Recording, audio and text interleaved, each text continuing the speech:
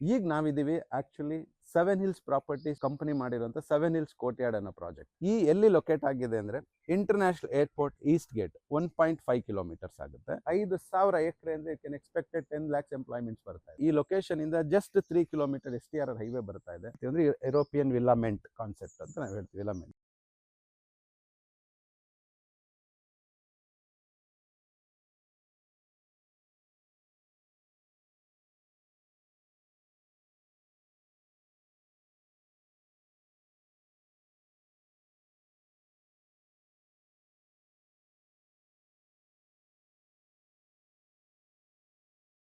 ನಮಸ್ಕಾರ. NR property YouTube ಚಾನೆಲ್ನ ಎಲ್ಲ ವೀಕ್ಷಕರಿಗೂ ನಾನು ಅಭಿನಂದನೆ ಸಲ್ಲಿಸೋಕ್ಕೆ ಇಷ್ಟಪಡ್ತೀನಿ. ಇನ್ನೊಂದು ಈ NR ಪ್ರಾಪರ್ಟಿ ಯೂಟ್ಯೂಬ್ ಏನಂದರೆ ಸ್ಪೆಷಾಲಿಟಿ, ಇದು ಬೇರೆ ಯಾವುದೇ ಅಡ್ವರ್ಟೈಸ್ಮೆಂಟ್ ಪ್ರಮೋಷನ್ ಯಾವುದೂ ಮಾಡೋದು ಎಕ್ಸೆಪ್ಟ್ ಪ್ರಾಪರ್ಟಿ.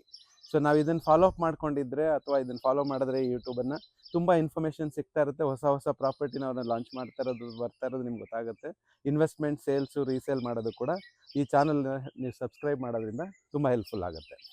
ಹಾಗೆ ಇವತ್ತು ನಾವು ಒಂದು ಹೊಸ ಪ್ರಾಪರ್ಟಿಗೆ ಬಂದಿದ್ದೀವಿ. ಅಂದರೆ ಇದು ಆಲ್ರೆಡಿ ಈ ಪ್ರಾಜೆಕ್ಟ್ ಬಗ್ಗೆ ಒಂದು ವಿಡಿಯೋ ಬಂದಿದೆ.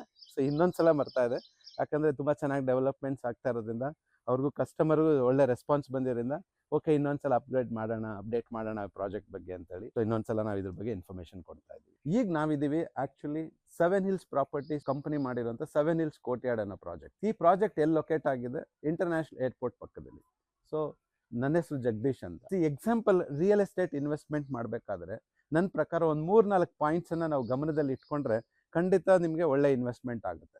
ಸೊ ಯಾವುದಂದರೆ, ಒಂದು ಪ್ರಿಯಾರಿಟೀಸ್ ನನ್ನ ಪ್ರಕಾರ ಲೊಕೇಶನ್. ಸೊ ಪ್ರಾಪರ್ಟಿ ಎಲ್ಲಿ ಲೊಕೇಟ್ ಆಗಿದೆ ಅನ್ನೋದು ನೀವು ಖಂಡಿತ ನೋಡಬೇಕಾಗುತ್ತೆ. ಸೊ ಇನ್ನೊಂದು ಪಾಯಿಂಟ್ ಬಂದು ನಿಮಗೆ ಡೆವಲಪ್ಮೆಂಟ್ಸು.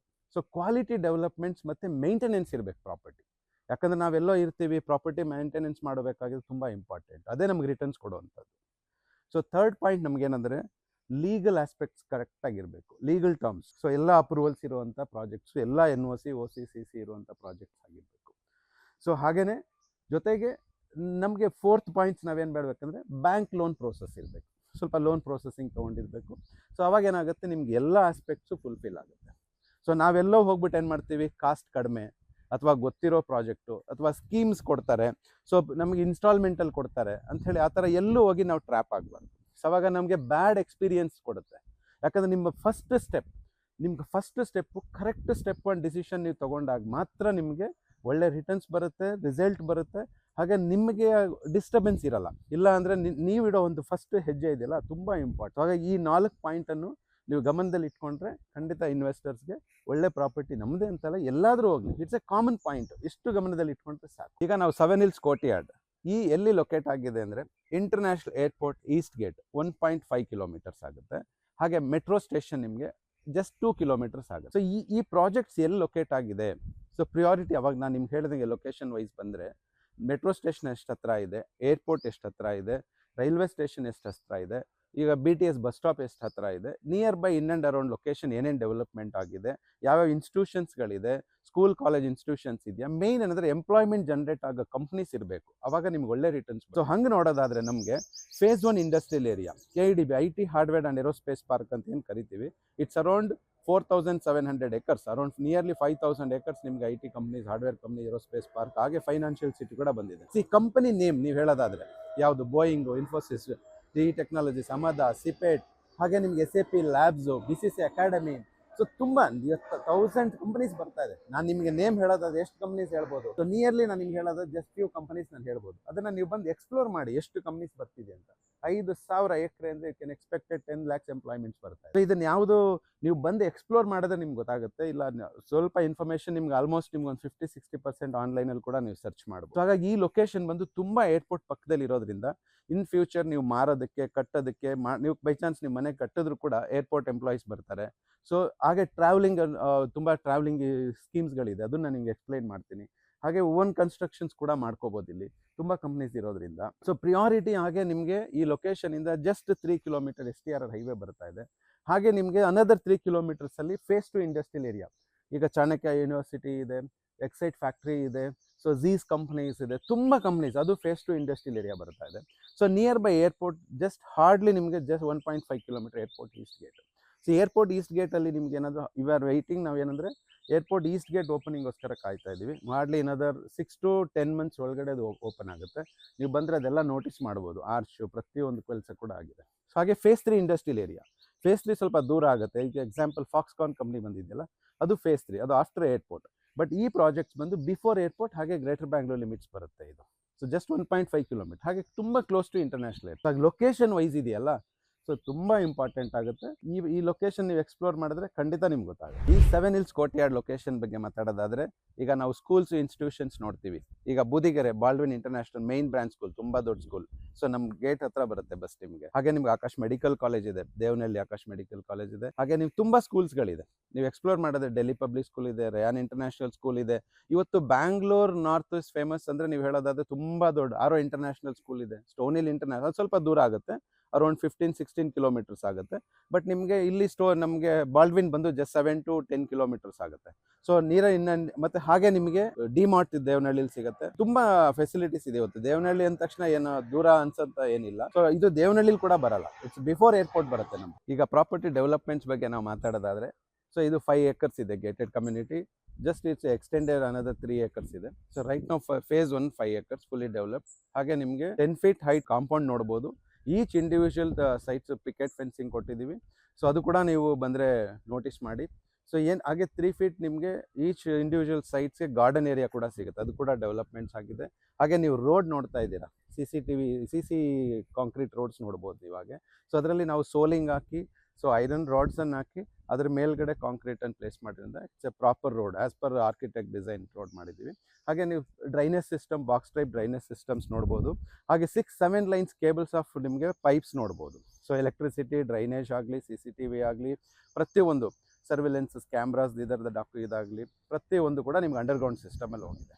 ಸೊ ಹೀಗೆ ಅಂಡರ್ಗ್ರೌಂಡ್ ಸಿಸ್ಟಮಲ್ಲಿ ಹೋಗಿರೋದ್ರಿಂದ ನಿಮಗೆ ಯಾವುದೇ ಕೇಬ್ಲಿಂಗ್ಸ್ ಆಗಲಿ ಮೇಲೆ ಯಾವುದು ಬರಲ್ಲ. ಹಾಗೆ ನೀವು ಪ್ರಾಜೆಕ್ಟ್ಸ್ ಬಂದಾಗ ತುಂಬ ಎಲ್ಲ ನೋಡ್ತೀವಿ, ರೇಟ್ಸ್ ಒಂದೇ ನೋಡ್ತೀವಿ. ಡೆವಲಪ್ಮೆಂಟ್ಸ್ ಏನು ಹಾಕಿದೆ, ಏನು ಡೆವಲಪ್ಮೆಂಟ್ಸ್ ಇದೆ, ಯಾವ ಮೆಟೀರಿಯಲ್ ಯೂಸ್ ಮಾಡಿದ್ದೀವಿ ಅನ್ನೋದನ್ನು ನೀವು ಖಂಡಿತ ನೋಟಿಸ್ ಮಾಡಬೇಕಾಗುತ್ತೆ. ಹಾಗೆ ನೀವು ಈ ಪ್ರಾಜೆಕ್ಟಲ್ಲಿ ನೋಡೋದಾದರೆ ನಿಮಗೆ ಪವರ್ ಇವತ್ತು 30-40 ಸೈಟ್ ನೀವೆಲ್ಲಾದರೂ ತೊಗೊಳ್ಳಿ, ನೀವು ಮನೆ ಕಟ್ಟಬೇಕಾದ್ರೆ ನಿಮಗೆ 3.5 ಲಕ್ಷ ಡಿಪಾಸಿಟ್ ಮಾಡಬೇಕಾಗುತ್ತೆ. ಈಚ್ ಸೈಟ್ಸ್ಗೆ 5 kV as per architect designs ನಾವು ಪ್ಲಾನ್ ಮಾಡಿದ್ದೀವಿ. ಯೂಶಲಿ ನಮ್ಗೆ ಎಲ್ಲೂ ನಾರ್ಮ್ಸ್ ಇಲ್ಲ. ಬೇಸಿಕ್ ಎಲೆಕ್ಟ್ರಿಸಿಟಿ ಕೊಡಿ ಅಂತಾರೆ, ಆದರೆ ಇಷ್ಟೇ ಪವರ್ ಕೊಡಿ ಅಂತ ಯಾರು ಮಾಡಲ್ಲ.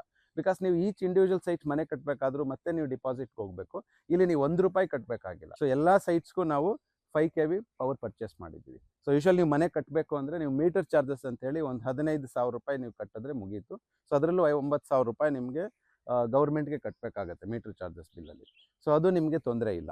ಸೊ ನಾವು ಯೂಸ್ ಮಾಡಿರೋದು ಎಲೆಕ್ಟ್ರಿಸಿಟಿ ಬಂದು poly cable, ISI standard cable use ಮಾಡಿದ್ದೀವಿ. ಹಾಗೆ ನಿಮಗೆ ಡಬಲ್ ಕೇಬಲ್ ಯೂಸ್ ಮಾಡಿಸಿದ್ದೀನಿ, ಬಿಕಾಸ್ ಅಂಡರ್ಗ್ರೌಂಡ್ ಸಿಸ್ಟಮಲ್ಲಿ ಹೋಗಿರೋದ್ರಿಂದ. ಸೊ ಮೇಂಟೆನೆನ್ಸ್ ಬಂದರೆ ನೀವು ಇಮಿಡಿಯೇಟ್ ರೀಪ್ಲೇಸ್ ಮಾಡೋದಕ್ಕೆ ಕಷ್ಟ ಆಗುತ್ತೆ. ಸೊ ಕಾಸ್ಟ್ ಸ್ವಲ್ಪ ಜಾಸ್ತಿ ಆದರೂ ಪರವಾಗಿಲ್ಲ. ಸೊ ಯೂಶ್ವಲಿ ನಾವು ಡೆವಲಪರ್ಸ್ ಏನು ಮಾಡ್ತೀವಿ, ಕೆಲವು ಕಡೆ ಕಾಸ್ಟ್ ಕಟ್ ಡೌನ್ಗೋಸ್ಕರ ಮಾಡ್ತೀವಿ, ಆದರೆ ಗೊತ್ತಾಗಲ್ಲ. ನೀವು ಕಸ್ಟಮರ್ ಬರೋರು ಅದನ್ನು ಯಾರೂ ನೋಟಿಸ್ ಮಾಡಲ್ಲ. ಬಟ್ ನಾವು ಸ್ವಲ್ಪ ನಾವು ದುಡ್ಡು ತೊಗೊಳ್ಳೋದ್ರಿಂದ ಜಸ್ಟಿಸ್, ಹಾನೆಸ್ಟ್ ಅಥವಾ ನಮ್ಮ ವರ್ಕ್ಗೆ ನಾವು ಜಸ್ಟಿಸ್ ಕೊಡಬೇಕಾಗುತ್ತೆ. ಸೊ ಹಾಗಾಗಿ ನಮಗೆ ಕೂಡ ನೆಕ್ಸ್ಟ್ ಫ್ಯೂಚರ್ ಡೆವಲಪ್ಮೆಂಟ್ಸ್ ಪ್ರಾಜೆಕ್ಟ್ಸ್ಗೆ ಕಸ್ಟಮರ್ ಕೂಡ ಸ್ಯಾಟಿಸ್ಫ್ಯಾಕ್ಷನ್ ಅದು ತುಂಬ ಇಂಪಾರ್ಟೆಂಟ್ ಇರುತ್ತೆ. ಸೊ ಹಾಗೆ ಬೆಸ್ಕಾಮ್ಗೆ ನೀವು ₹1 ಡಿಪಾಸಿಟ್ ಮಾಡುವಂಥ ಅವಶ್ಯಕತೆ ಇಲ್ಲ ಈ ಪ್ರಾಜೆಕ್ಟಲ್ಲಿ. ಹಾಗೆ ಇನ್ನೂ ಒಂದು ಪಾಯಿಂಟು, ನೀವೆಲ್ಲ ಬಂದಾಗ STP ಕೂಡ ನೋಡಬೇಕಾಗುತ್ತೆ. ಯೂಶ್ವಲಿ ಯಾರು ಅದನ್ನೆಲ್ಲ ನೋಡಲ್ಲ, ಅಂದರೆ ಮಾಡಿರ್ತೀವಿ ಅಂತ. ನಾನು ಬೇರೆ ಡೆವಲಪರ್ ಬಗ್ಗೆ ಅಂತ ಹೇಳಲ್ಲ. ಸೊ ಪ್ರಿಯಾರಿಟಿ ನಾವು ಪ್ರಿಕಾಷನ್ ತೊಗೊಂಡು ನೋಡ್ಬೇಕು. ಐದರ್ ಯಾವುದೇ ಆದರೂ ಇದು ನಮಗೆ ಆರ್ಕಿಟೆಕ್ಟ್ ಡಿಸೈನ್ STP ಇದೆಯಾ, ಸೊ ಎಷ್ಟು ಸೈಟ್ಸ್ ಇದೆ, ಎಷ್ಟು KLD ಕೆಪಾಸಿಟಿ ನಾವು ಯೂಸ್ ಮಾಡಿದ್ದೀವಿ ಇಲ್ವಾ. ಸೊ ಮಾರೋ ತನಕ ಮಾಡಿ ಅಥವಾ ಒಂದು ಸೋಪ್ ಪಿಟ್ ಮಾಡಿಬಿಟ್ಟು ಅದಕ್ಕೆ ಕನೆಕ್ಟ್ ಮಾಡಿಬಿಟ್ಟು ಸೈಟ್ ಮಾರ್ಬಿಟ್ಟು ಹೋಗ್ಬಿಡ್ತಾರೆ. ನೀವು ಸೈಟ್ ರೇಟ್ ಕಡಿಮೆ ಅಂತ ತೊಗೊಂಡ್ಬಿಡ್ತೀರಾ. ನೀವು ಯಾವಾಗ ಕನ್ಸ್ಟ್ರಕ್ಷನ್ ಬರ್ತೀರಾ ನೋಡಿ, ಯಾವಾಗ ನಿಮ್ಗೆ ಗೊತ್ತಾಗುತ್ತೆ ನಾವು ಮಾಡಿದ ತಪ್ಪು, ಮಿಸ್ಟೇಕ್ಸ್ ಅಂತ. ಬಟ್ ಇಲ್ಲಿ ಏನಂದರೆ ನಮಗೆ 93 ಸೈಟ್ಸ್ಗೆ 1,30,000 KLD capacity with architect design proper STPಯನ್ನು ಮಾಡಿದ್ದೀವಿ. ಅದನ್ನು ಕೂಡ ನಿಮಗೆ ರೀಸೈಕ್ಲಿಂಗ್ ವಾಟರ್ ಆಪ್ಷನ್ಸನ್ನು ಇಷ್ಟು ಗಾರ್ಡನ್ ಪ್ಲಾಂಟೇಷನ್ಸ್ ಕೂಡ ಪ್ರಾವಿಷನ್ ಮಾಡ್ಕೊಟ್ಟಿದ್ದೀವಿ. ಸೊ ಅದ್ರ ಜೊತೆಗೆ ನಿಮಗೆ ಬೋರ್ವೆಲ್, ಈಗ ನಿಮಗೆ ಮೇಯ್ನ್ ವಾಟರ್ ಸೋರ್ಸ್ ಕೂಡ. ಮೇಯ್ನ್ ವಾಟರ್ ಸೋರ್ಸಲ್ಲಿ ಹೇಗೆ ನೀವು ಗ್ರೀನರಿ ನೋಡಿದ್ರೆ ಗೊತ್ತಾಗುತ್ತೆ ಈ ಪ್ರಾಜೆಕ್ಟ್ಸಲ್ಲಿ. ಸೊ ಯಾಕೆ ಅಂತ ಹೇಳಿದ್ರೆ, ಈಗ ನೀವು ಇಂಡಿವಿಜುವಲ್ ಒಂದು ಬೋರ್ ಹಾಕಬೇಕಾದ್ರೆ ಇವತ್ತು 8 ಲಕ್ಷ ನೀವು ಖರ್ಚು ಮಾಡಬೇಕು. ಸೊ ಬಟ್ ಅದರಲ್ಲಿ ನಾವೇನು ಮಾಡಿದ್ದೀವಿ, ಇದೆಲ್ಲ ಮೇಂಟೆನೆನ್ಸ್ ಸೆಂಟರ್ ತಂದುಬಿಟ್ಟಿದ್ದೀವಿ. ಸೊ ನೀವು ₹1 ಮೇಂಟೆನೆನ್ಸ್ ಕೊಟ್ಟರೆ, ಸೊ ಆಲ್ ದ ಪ್ರಾಜೆಕ್ಟ್ಸ್ ಅಂದರೆ ಪೂರ್ತಿ ಎಂಟೈರ್ ಪ್ರಾಜೆಕ್ಟ್ಸು ನಿಮಗೆ ಮೇಂಟೆನೆನ್ಸ್ ಸೆಂಟರ್ ಬಂದುಬಿಡುತ್ತೆ. ನೀವು ಇಂಡಿವಿಜುವಲ್ ಬೋರ್ ಹಾಕೋ ಅವಶ್ಯಕತೆ ಇರಲ್ಲ.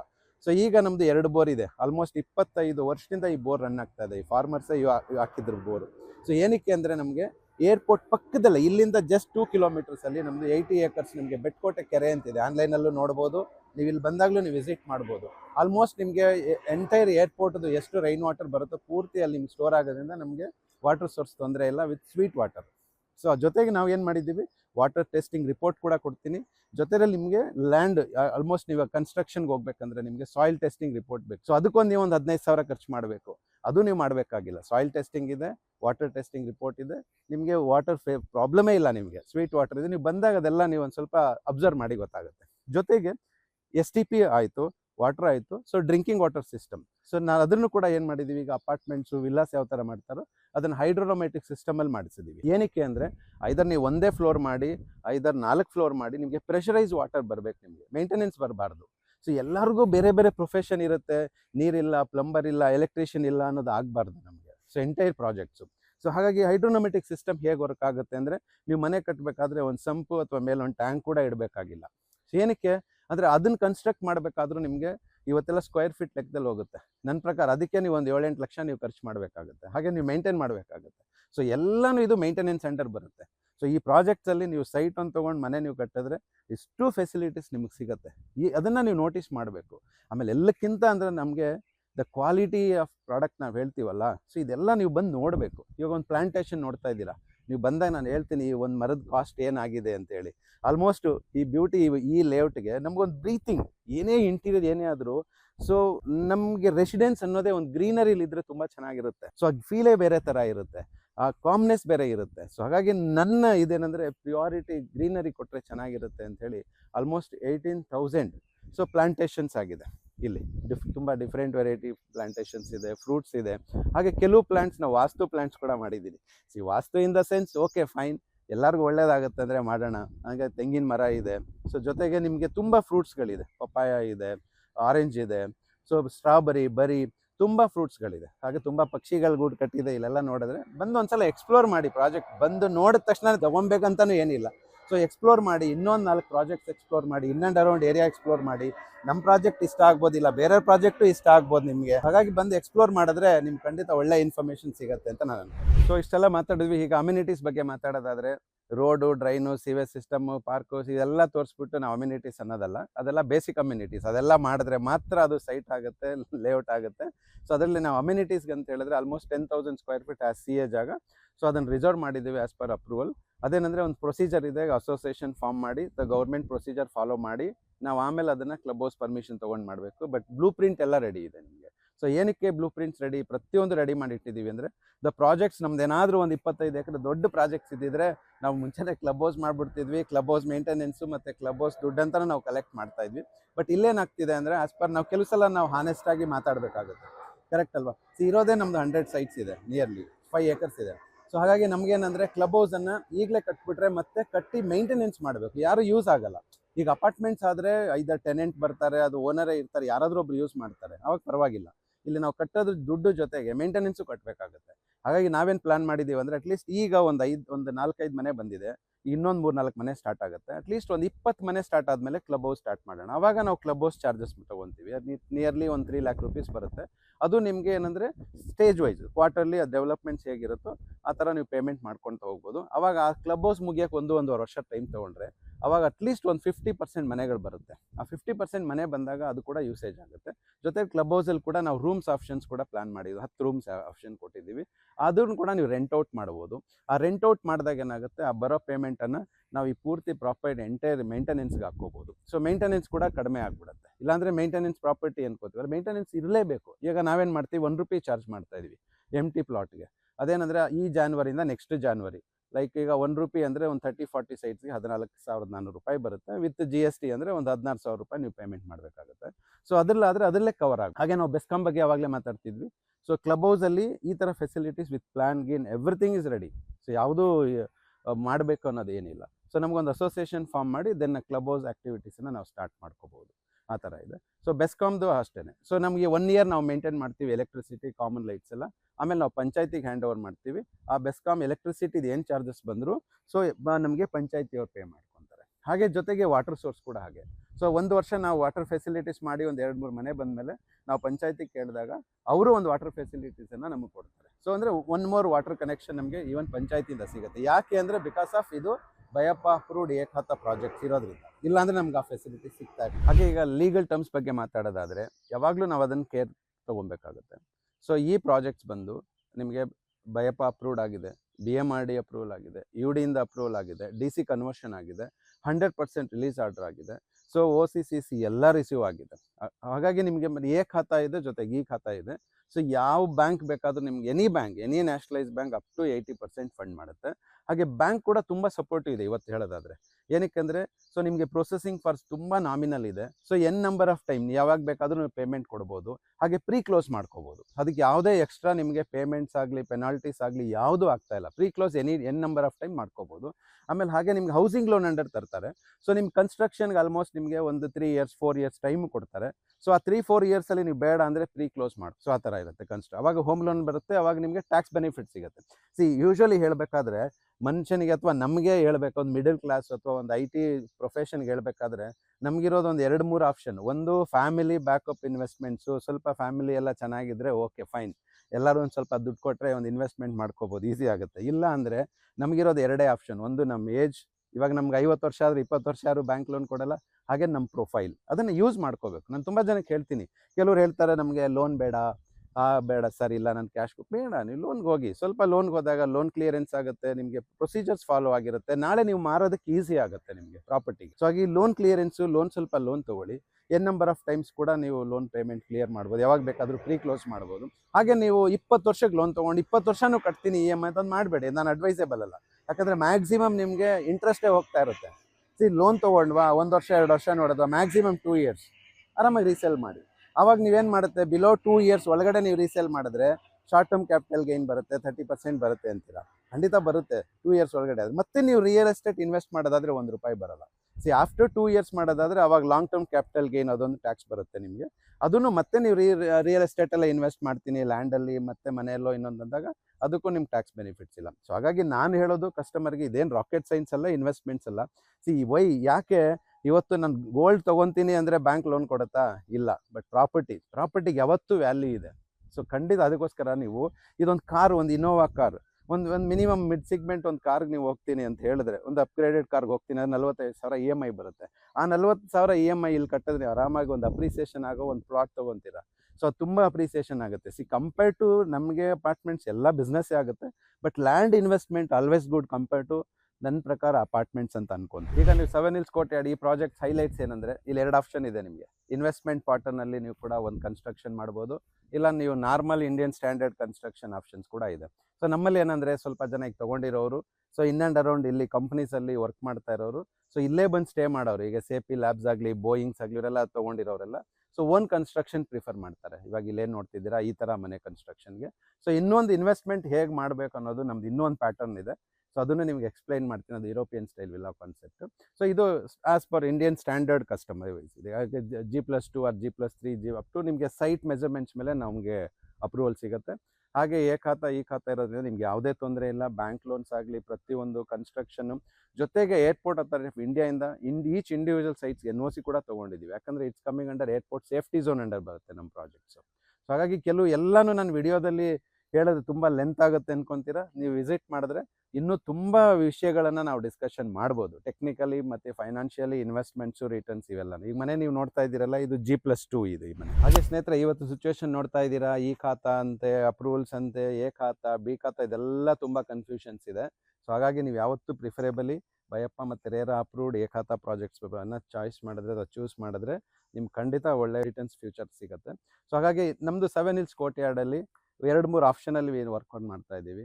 ಸೊ ಏನಕ್ಕೆ ಅಂತ ಹೇಳಿದ್ರೆ, ಇವತ್ತು ಚಾಯ್ಸ್ ಏನಕ್ಕೆ, ಲಾಸ್ಟ್ ಈಗ 10-15 ವರ್ಷದಿಂದ ನೀವು ಸೈಟ್ ತೊಗೊಂಡಿದ್ದಿದ್ರೆ ಆವಾಗ 10 ಲಕ್ಷ 15 ಲಕ್ಷಕ್ಕೆ ಸೈಟ್ ಸಿಗ್ತಾ ಇತ್ತು. ಆವಾಗ ನೀವು 10 ವರ್ಷ 15 ವರ್ಷ ಕಾಯ್ದಿದ್ರೆ ಅದು ಅಪ್ರಿಸಿಯೇಷನ್ ಕೂಡ ಬೇರೆ ಥರ ಸಿಗ್ತಿತ್ತು. ಈಗ ನಿಮ್ದು ಇನ್ವೆಸ್ಟ್ಮೆಂಟೇ ಜಾಸ್ತಿ ಆಗಿದೆ. ಈಗ ಲಾಸ್ಟ್ 2 ಇಯರ್ಸಿಂದ ಇವಾಗ ನಾನು ಈ ಮಾರ್ಕೆಟ್ ಸರ್ವೆ ಇಲ್ಲೇ ನಾವು ಈ ಬಿಸ್ನೆಸ್ಸಲ್ಲಿ ಇರೋದು ಗೊತ್ತಾಗ್ತಿದೆ, ಲ್ಯಾಂಡ್ ಕಾಸ್ಟ್ ತುಂಬ ಜಾಸ್ತಿ ಆಗಿದೆ. ಲೈಸ್ನಿಂಗ್ ಕಾಸ್ಟ್ ಆಗಲಿ, ಬೇರೆ ಅದರ್ ಎಕ್ಸ್ಪೆಂಡಿಚರ್ಸ್ ಆಗಲಿ ಎಲ್ಲ ಜಾಸ್ತಿ ಆಗಿದೆ. ಕನ್ಸ್ಟ್ರಕ್ಷನ್ ಕಾಸ್ಟ್ ಆಗಲಿ, ಪ್ರತಿಯೊಂದು ಜಾಸ್ತಿ ಆಗಿದೆ. So land cost along with site cost ಕೂಡ ಜಾಸ್ತಿ ಆಗಿದೆ ಅಂತ ಹೇಳ್ಬೋದು. ಹಾಗಾಗಿ ಇನ್ವೆಸ್ಟ್ಮೆಂಟೇ ಜಾಸ್ತಿ ನಿಮ್ದು ಇವತ್ತು. ಸೊ ಇನ್ವೆಸ್ಟ್ಮೆಂಟ್ ಜಾಸ್ತಿ ಮಾಡಿ ರಿಟರ್ನ್ಸ್ ತೊಗೊಳ್ಳಿಲ್ಲ ಅಂದರೆ ಪ್ರಯೋಜನ ಏನು? ಎಕ್ಸಾಂಪಲ್ ನೀವು 10-15 ಲಕ್ಷಕ್ಕೆ ಒಂದು ಸೈಟ್ ತೊಗೊಂಡಿದ್ರೆ ಪರವಾಗಿಲ್ಲ, ಓಕೆ ಇನ್ವೆಸ್ಟ್ ಮಾಡಿಬಿಡೋಣ, 10 ವರ್ಷ ಆಗಲಿ ಆಮೇಲೆ ನೋಡೋಣ ಅಂತ. ಬಟ್ ಇಲ್ಲಿ ನಿಮ್ಮ ಸೈಟ್ ಕಾಸ್ಟೇ 60, 70, 80, 90 ಲ್ಯಾಕ್ಸ್, 1 crore ನೀವು ಬರೀ ಸೈಟ್ಗೆ ಇನ್ವೆಸ್ಟ್ ಮಾಡಿದ್ರೆ ಎಂಟಿ ಲ್ಯಾಂಡ್ಗೆ ರಿಟರ್ನ್ಸ್ ಏನು ನಿಮಗೆ? EMI ಎಲ್ಲಿಂದ ಕಟ್ಟಬೇಕು ಅಲ್ವಾ? ಓಕೆ, EMI ಅದರಿಂದ ಜನ್ರೇಟ್ ಅದು ಈಸಿ ಅಲ್ವಾ? ಸೊ ಹಾಗಾಗಿ ನಾವೇನು ಮಾಡಿದ್ವಿ ಈ ಪ್ರಾಜೆಕ್ಟ್ಸಲ್ಲಿ, ಸೊ ಲೈಟಾಗಿ ನಾವು ಟ್ಯೂನ್ ಅಪ್ ಮಾಡ್ತಾ ಇದ್ದೀವಿ ರೆಸಿಡೆನ್ಷಿಯಲ್ ಟು ಕಮರ್ಷಿಯಲ್. ಯಾಕೆ ಅಂತ ಹೇಳಿದ್ರೆ we are very close to airport, just 1.5 kilometer ಇದೆ. ಸೊ ಜೊತೆಗೆ ನಿಮಗೆ in and around 12,000 acres IT hardware aerospace park companies ಬರ್ತಾ ಇದೆ. ಹಾಗೆ ಇಲ್ಲಿ ನಿಯರ್ ಬೈ ಎಲ್ಲೂ BDA ಆಗಲಿ ಹೌಸಿಂಗ್ ಬೋರ್ಡ್ ಆಗಲಿ ಯಾವುದೇ ಫೆಸಿಲಿಟೀಸ್ ಇಲ್ಲ. ಸೊ ಜನಕ್ಕೆ ಟ್ರಾವೆಲ್ ಮಾಡೋಕ್ಕಾಗಲ್ಲ ಇಷ್ಟು ಕಂಪ್ನೀಸ್ ಬರ್ತಿರೋದ್ರಿಂದ. ಹಾಗಾಗಿ ನಮಗೆ ಅಂದರೆ ರೆಂಟಲ್ ಆಪ್ಷನ್, ಇವಾಗ ನಿಮ್ಗೆ Airbnb ಅಂತೀವಿ. Airbnb ಅಂತ ನೆಕ್ಸ್ಟ್ ಆಪ್ಷನ್ ನನ್ನ ಪ್ರಕಾರ. ಸೊ ಏನಕ್ಕೆ Airbnb ಬರೋರು ಸ್ಟೂಡೆಂಟ್ಸು, ಟ್ರಾವೆಲರ್ಸ್ ಇವರೆಲ್ಲ ಅಂದರೆ long term 1 week 10 days 15 days ಇರುವಂಥವ್ರು, ಅವ್ರು ಕಡಿಮೆ ರೆಂಟಿಗೆ ಸಿಗಲಿ ಅಂತ ಆ ಥರ ಎಕ್ಸ್ಪೆಕ್ಟ್ ಮಾಡ್ತಾರೆ. ಸೊ ನಾವು ಅದನ್ನೇ ಏನು ಪ್ಲಾನ್ ಮಾಡಿ ನೋಡಿದ್ವಿ, ಈಗ ನಿಮಗೆ ಕನ್ಸ್ಟ್ರಕ್ಷನ್ ನಾರ್ಮಲ್ ಕನ್ಸ್ಟ್ರಕ್ಷನ್ ಮಾಡಬೇಕಾದ್ರೆ ಒಂದು 30-40 1.5 ಕೋಟಿ ಕನ್ಸ್ಟ್ರಕ್ಷನ್ ದುಡ್ಡು ಹಾಕಬೇಕು, ಜೊತೆಗೆ ಸೈಟ್ ಕಾಸ್ಟ್ ಬೇರೆ. ಸೊ ರಿಟರ್ನ್ಸ್ ಎಷ್ಟು ಬರುತ್ತೆ? 15,000, 20,000, 25,000 ಬಾಡಿಗೆ 2 BHK ನಿಮ್ಗೆ ಒಂದು 30-40 ಮಾತಾಡೋದಾದ್ರೆ ಅದು ನಿಮ್ಗೆ ಒಳ್ಳೆ ರಿಟರ್ನ್ಸ್ ಅಲ್ಲ. ಸೊ ಹಾಗಾಗಿ ನಾವೇನು ಪ್ಲಾನ್ ಮಾಡಿದ್ವಿ ಅಂದರೆ ಇದು ಡೇ ರೆಂಟಲ್ ಕಾನ್ಸೆಪ್ಟ್ಗೂ ವರ್ಕೌಟ್ ಮಾಡ್ತಾ ಇದ್ದೀವಿ. ಡೇ ರೆಂಟಲ್ ಕಾನ್ಸೆಪ್ಟಲ್ಲಿ ಮಾಡೋದಾದರೆ ಇನ್ವೆಸ್ಟ್ಮೆಂಟು ಜಾಸ್ತಿ ಆಗಬಾರ್ದು, ಕನ್ಸ್ಟ್ರಕ್ಷನ್ ಕಾಸ್ಟು ಜಾಸ್ತಿ ಆಗಬಾರ್ದು.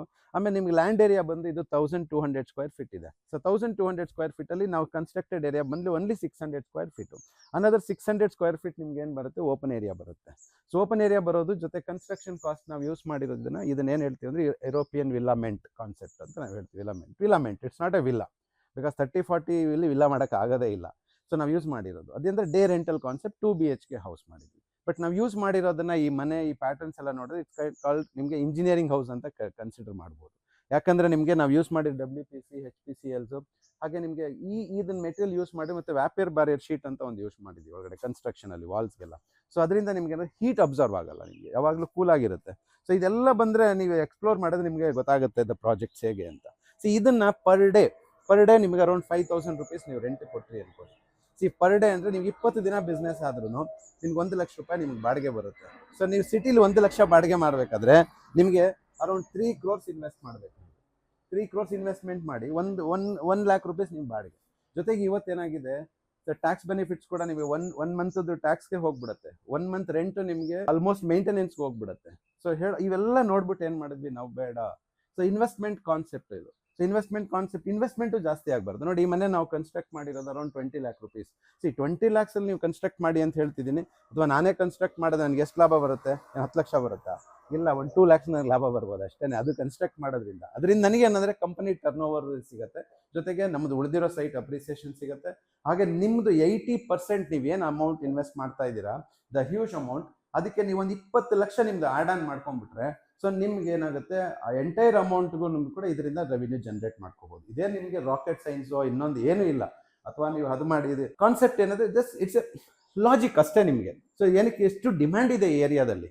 ಆಮೇಲೆ ಇದು ನಿಮಗೆ ಡೇ ರೆಂಟಲ್ ಕಾನ್ಸೆಪ್ಟ್ ಮಾಡೋದ್ರಿಂದ ನಿಮ್ಗೆ ರಿಟರ್ನ್ಸ್ ಚೆನ್ನಾಗಿರುತ್ತೆ. ಅದು ನೀವೇ ಮಾಡಬೇಕಾಗಿಲ್ಲ, company will take care, maintenance ಪ್ರತಿಯೊಂದು. ಈಗ ನೀವು ಇದು ನೋಡ್ತಾ ಇದ್ದೀರಾ, ಓಪನ್ ಕಿಚನ್ ಕೊಟ್ಟಿದ್ದೀವಿ. ಏನು ಕಿಚನ್ ಆಪ್ಷನ್ ಬೇಕಾಗಿಲ್ಲ, ಬಟ್ ಬ್ಯಾಂಕ್ ಲೋನ್ ಪ್ರೋಸೆಸ್ಸು ನಿಮಗೆ ಟ್ಯಾಕ್ಸ್ ಬೆನಿಫಿಟ್ಸು, ಹೋಮ್ ಲೋನ್ ಅಂದರೆ ನೀವು ಕಿಚನ್ ತೋರಿಸಲೇಬೇಕಾಗುತ್ತೆ.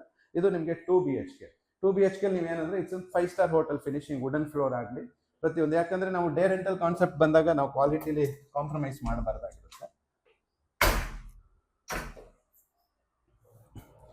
ಸೊ ಇದು ನೀವೇನು ನೋಡ್ತಾ ಇದ್ದೀರಾ ಈ ಥರ ಇರುತ್ತೆ. ಆಲ್ಮೋಸ್ಟ್ ನಿಮಗೆ ಓಪನ್ ಸ್ಪೇಸು 6 feet ಗ್ಯಾಪ್ ಇರುತ್ತೆ ಈಚ್ ಇಂಡಿವಿಜುವಲ್. ಜೊತೆಗೆ ನಿಮಗೆ ಗ್ರೀನ್ ಸ್ಪೇಸ್ ಜಾಸ್ತಿ ಕೊಟ್ಟಿದ್ದೀವಿ. ಕ್ರೀಪರ್ ಪ್ಲಾಂಟ್ಸ್ ಯೂಸ್ ಇರೋದ್ರಿಂದ ತುಂಬ ನಿಮಗೆ ವೆಂಟಿಲೇಷನ್ಸ್ಗಾಗಲಿ ಗಾಳಿಗಾಗಲಿ ಗ್ರೀನರಿ ಎಲ್ಲ ಚೆನ್ನಾಗಿರುತ್ತೆ. ಸೊ ಇದು ನಿಮಗೆ ರೂಮ್ಸ್ ಆಲ್ಮೋಸ್ಟ್ ಇದೇನಿದೆ, ಇದು ನಮಗೆ ಕ್ವೀನ್ ಸೈಜ್ ಬೆಡ್ ಪ್ಲಾನ್ ಮಾಡಿದ್ದೀವಿ. ನೀವು ಕಿಂಗ್ ಸೈಜ್ ಬೇಕಂದರೆ ಇನ್ನೊಂದು 100 square feet ಬೇಕಾದ್ರೆ ನಾವು ಎಕ್ಸ್ಟೆಂಡ್ ಮಾಡಿ ಕನ್ಸ್ಟ್ರಕ್ಟ್ ಮಾಡ್ಬೋದು. ಸೊ ದ ವೇ ಈಸ್ ಏನಂದರೆ ನಮಗೆ ರೆವಿನ್ಯೂ ಜನರೇಟ್ ಆಗಬೇಕು ನಮಗೆ. ಸೊ ಇನ್ವೆಸ್ಟ್ಮೆಂಟು ಮಾಡಿ ಬರೀ ಲ್ಯಾಂಡ್ ಮೇಲೆ ನೀವು EMI ಕಟ್ಟಿ ರಿಟರ್ನ್ಸ್ ಕಟ್ಟೋದು ಮತ್ತೆ ಇನ್ವೆಸ್ಟ್ಮೆಂಟ್ ಜಾಸ್ತಿ ಆಗೋದಕ್ಕಿಂತ ಇದೊಂದು ಆಪ್ಷನ್ ಇದೆ. ಇದರ ನಾರ್ಮಲ್ ಕನ್ಸ್ಟ್ರಕ್ಷನ್ ನೀವು ಹೋಗ್ಬೋದು, ಇಲ್ಲ ನಿಮಗೆ ಇದೊಂದು ಪ್ಯಾಟರ್ನ್ ಆಫ್ ದ ಇನ್ವೆಸ್ಟ್ಮೆಂಟ್ ಈ ಪ್ರಾಜೆಕ್ಟಲ್ಲಿ ನಿಮ್ಗೆ ಸಿಗುತ್ತೆ. ಸೊ ಹಾಗಾಗಿ ಏನಂದರೆ ಟೈಮ್ ಫ್ರೀ ಮಾಡ್ಕೊಳ್ಳಿ. ಸ್ವಲ್ಪ ಟೈಮ್ ನೀವು ಬಂದಾಗ ಅಷ್ಟು ದೂರದಿಂದ ಬಂದಿರ್ತೀರ ಆಲ್ಮೋಸ್ಟು. ಸೊ ಸ್ವಲ್ಪ ಟೈಮ್ ಪೇಷನ್ಸ್ ಇಟ್ಕೊಳ್ಳಿ, ಡಿಸ್ಕಷನ್ ಮಾಡಿ ಯಾವ ಥರ ಏನು ರಿಟರ್ನ್ಸ್ ಏನು, ಬ್ಯಾಂಕ್ ಏನು, ಪ್ರೊಸೀಜರ್ಸ್ ಏನು. ಸೊ ಪ್ರತಿಯೊಂದು ನಿಮ್ಗೆ ಎಕ್ಸ್ಪ್ಲೋರ್ ಮಾಡೋದಕ್ಕೆ ಮನೆ ಇದೆ. ಇಟ್ಸ್ ಎ ಮಾಡಲ್ ಹೌಸ್ ನಿಮಗೆ.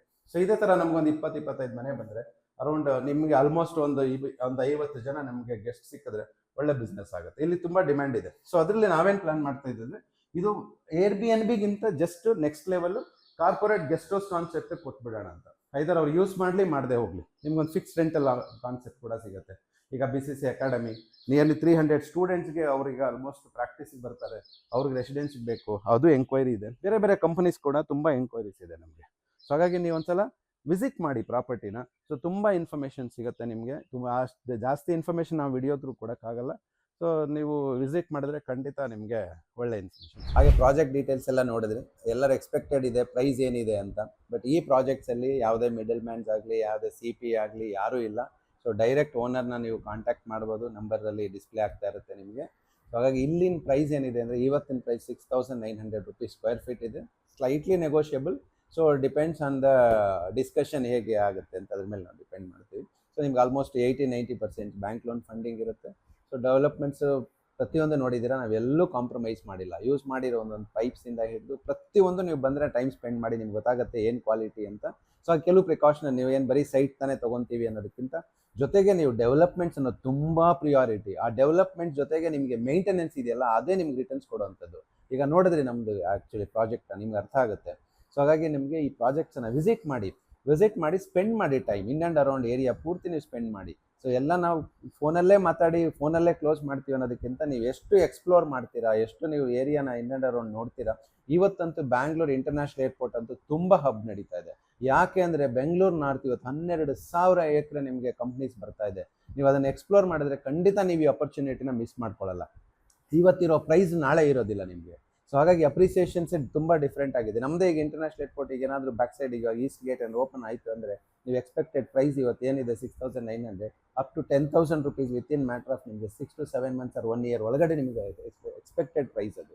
ಸೊ ನೀವು ಅದಕ್ಕೆ ನಾನು ಹೇಳೋದು, ನಾವು ಏನೇ ಹೇಳಿದ್ರು ಮೇ ಬಿ ಇಟ್ಸ್ ಮಾರ್ಕೆಟಿಂಗ್ ಆಗಿರ್ಬೋದು, ಇನ್ನೇನೋ ಆಗಿರ್ಬೋದು, ನೀವು ಬಂದು ಎಕ್ಸ್ಪ್ಲೋರ್ ಮಾಡಿ ಅಂತ ನಾನು ತುಂಬ ಸಲ ನಿಮ್ಗೆ ಹೇಳ್ತೀನಿ. ಸೊ ಹಾಗಾಗಿ ಎಕ್ಸ್ಪ್ಲೋರ್ ಮಾಡಿ ಈ ಪ್ರಾಜೆಕ್ಟನ್ನು ಅಥವಾ 7 Hills ಕೋರ್ಟ್ಯಾರ್ಡನ್ನು ನೀವು ಗೂಗಲ್ ಮಾಡಿ. ಸೊ ಕೆಲವು ಇನ್ಫಾರ್ಮೇಷನ್ ಯೂಟ್ಯೂಬಲ್ಲಿ ಹೋಗಿ, ಯೂಟ್ಯೂಬಲ್ಲಿ ನೋಡಿದ್ರೆ ಲೆಂತ್ ವಿಡಿಯೋಸ್ ಇರುತ್ತೆ, ಅದರಲ್ಲಿ ನಿಮ್ಗೆ ಇನ್ಫಾರ್ಮೇಷನ್ ಸಿಗುತ್ತೆ. ಹಾಗೆ ವಿಸಿಟ್ ಮಾಡಿ. ಸೊ ವಿಸಿಟ್ ಮಾಡಿ, ಜೊತೆಗೆ ಯಾವತ್ತು ಹೆಲ್ತ್ ಚೆನ್ನಾಗಿದ್ದರೆ ವೆಲ್ತ್ ಎಷ್ಟಾದರೂ ಮಾಡ್ಬೋದು. ಹಾಗಾಗಿ ಪ್ರತಿಯೊಬ್ಬರು ನಮ್ಮ ಹೆಲ್ತನ್ನು ಪ್ರಿಯಾರಿಟಿ ಕೊಟ್ಟು, ಅದು ಕೂಡ ನಮ್ಮ ಇನ್ವೆಸ್ಟ್ಮೆಂಟ್, ನಮ್ಮ ಹೆಲ್ತ್ ಮೇಲೆ ನಾವು ಇನ್ವೆಸ್ಟ್ಮೆಂಟ್ ಮಾಡಿಕೊಂಡು ಜೊತೆಗೆ ಆಮೇಲೆ ವೆಲ್ತನ್ನು ಕೂಡ ನೋಡಿಕೊಂಡ್ರೆ ಒಳ್ಳೆಯದಾಗುತ್ತೆ ಅಂತ ಹೇಳ್ತಾ ಥ್ಯಾಂಕ್ ಯು ಈ ವಿಡಿಯೋ ನೋಡಿದೆ.